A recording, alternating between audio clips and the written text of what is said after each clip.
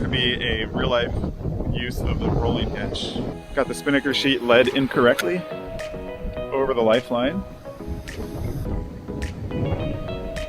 through a snatch block. What we want to do is get it back to the other side of the lifeline. So we're going to put a rolling hitch up here, let down to the D-ring down here, take the tension off the spinnaker sheet, then re-lead the spinnaker sheet and put it back together.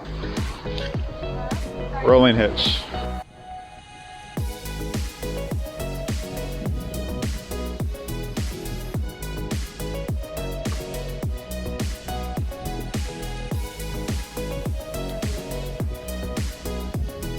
All right, made, and then ease. Oh, it's slipping. Is it? Did it slip? Yeah. Let me try retying that thing.